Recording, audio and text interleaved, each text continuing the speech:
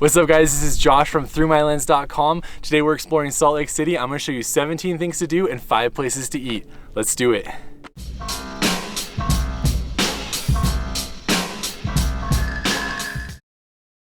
Recommendation number 1 is the Natural History Museum of Utah. This museum is located at the base of the hills on the east side of Salt Lake City, and it is a great spot for the whole family, featuring 4 floors of interactive exhibits. The most impressive is the large dinosaur exhibit they have in the middle of the museum. It's a ton of fun to walk around and see all the old dinosaur bones, especially if you've never seen them before. Also, don't forget to go to the top floor where they have a patio with great views of downtown Salt Lake City. Recommendation number 2 is the Living Room Trail. This short 2-mile hike is no joke though, with over 1,000 feet of elevation gain in order to get to the top. Once you're there, you are greeted with some amazing views of Salt Lake City and a bunch of makeshift pieces of furniture that are created from the rocks and represent chairs and couches. This is where the name Living Room Trail comes from. Recommendation number 3 is the Utah State Capitol Building. Often called one of the most beautiful Capitol buildings in the United States, it's easy to see why when you visit. When it's open, you can wander the main floor, look up at the sprawling dome, and see all of the marble-covered walls. I spent a good 30 minutes here as it was breathtaking. You can also peek inside the Senate and House of Representatives room if they're open. It's a great free spot to check out in Salt Lake City. Recommendation number 4 is the Pioneer Memorial Museum. Located right next to the state capitol, this museum is designed to preserve pioneer history, and they've done just that with more pieces than I've ever seen in a museum. There are 4 floors filled with artifacts ranging from spectacles and dolls to old photos. It's a truly overwhelming place with days worth of things to see, especially if you're into the history. Do be sure to head to the basement though, where they have a preserved 2-headed lamb and a really unique old fire engine. It's a free spot to visit and a great place to explore in the city. Recommendation number 5 is Temple Square. Regardless of your personal views on religion, Temple Square is a great spot to explore in Salt Lake City. The large courtyard area is open to the public daily, and you can see the old historic buildings, the corral where the choir performs, and the temple itself. The temple is massive, and the best views are from the east side, where there's a pool that has a perfect reflection of the temple in it. It's especially interesting to see at nighttime when it's lit up.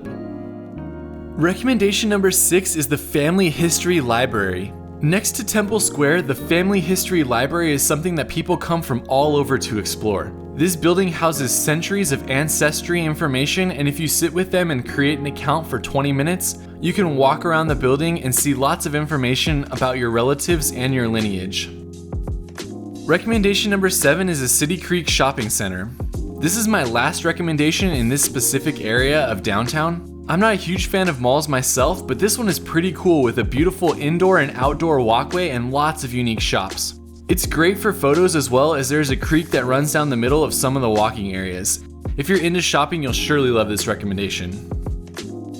Stop number 8 is the Cathedral of Madeleine. Moving on from the downtown area, the Cathedral of Madeleine was a Roman Catholic church that was built in 1909.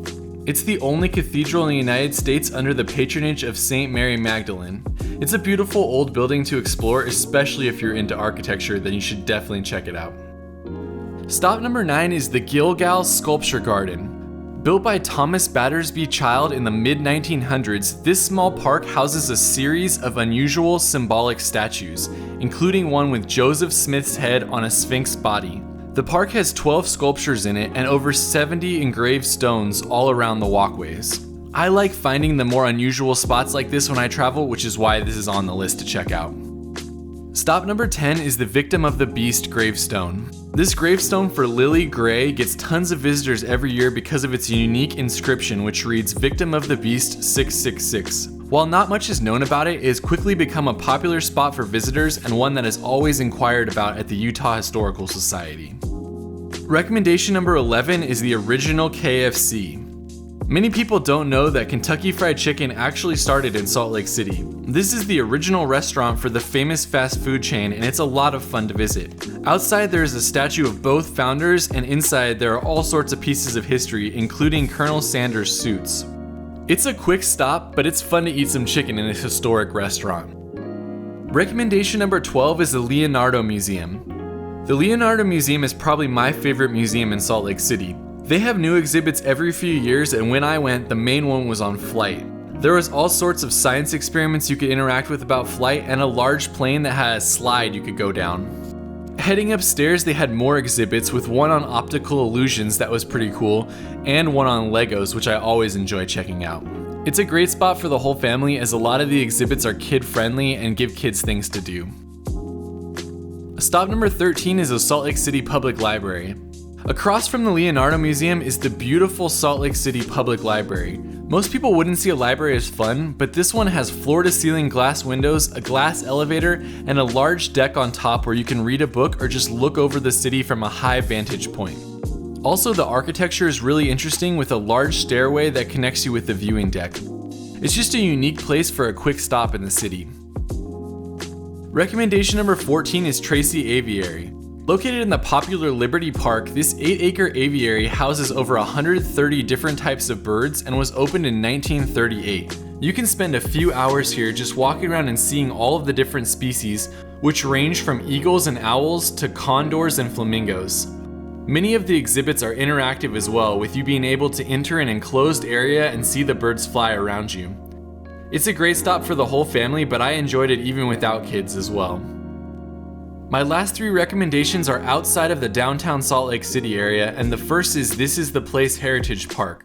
On the east side of Salt Lake City, this area has a large monument that was designed to commemorate when Brigham Young first saw Salt Lake Valley and where he decided it would be their home. There's a large heritage village here as well, with many houses designed to look like what the original city would have looked like. There are even animals to interact with, volunteers that will tell you about the time, and even a train that takes you around the park if you don't want to walk. Also, on the way out, stop and see the National Pony Express monument as well. Recommendation number 16 is Big Cottonwood Canyon.